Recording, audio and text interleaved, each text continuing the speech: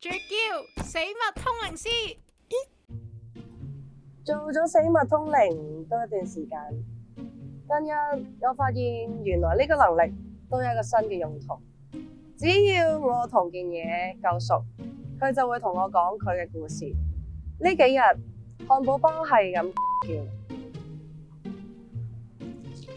我已經帶住佢出街5日，有少少臭。佢今日喊住同我講話，佢對自己身世好質疑。就好似我都會成日質疑自己，究竟係加拿大人、香港人定係加拿大香港人一樣。我明明入邊都冇 ham，點解要叫我做 hamburger？呢件事相當有嫌疑，唔得，我要翻去我個壇度作一作法先得。原來你有個咁感人嘅身世，好，今日就等我俾翻個身份你。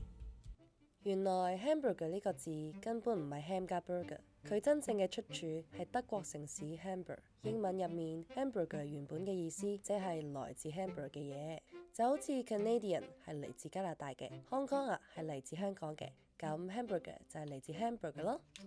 即係話你唔係叫 hamburger， 你係叫 hamburger。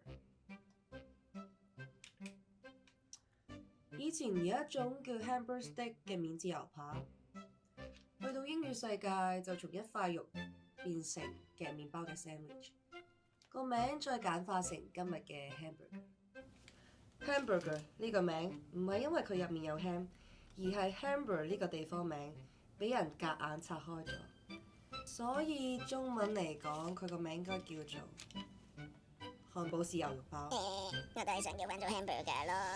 hamburger 明明冇 ham， 因為佢個名根本唔係講緊火腿，而係講緊 Hamburg 呢個地方。之後就由 hamburger steak 慢慢演變成今日我哋食緊嘅漢堡包啦。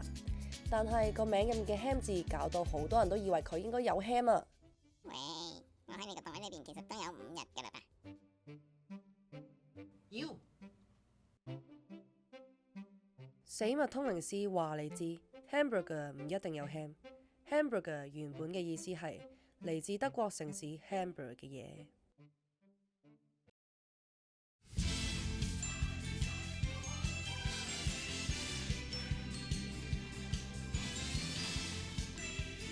青瓜同我講佢唔想出台，因為佢唔想變 City Cover。hamburger 呢個名唔係因為入面有 ham， 而係 burger。好，再嚟啊 keep on 繼續。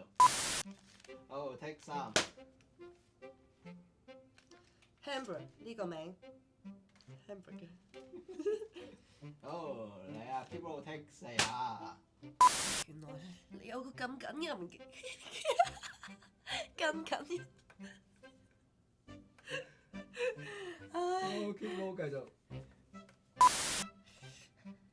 原來你有個咁感人嘅身世。你邊度鄉下啊，大佬？我即刻去作個壇，當我即刻去個壇作法。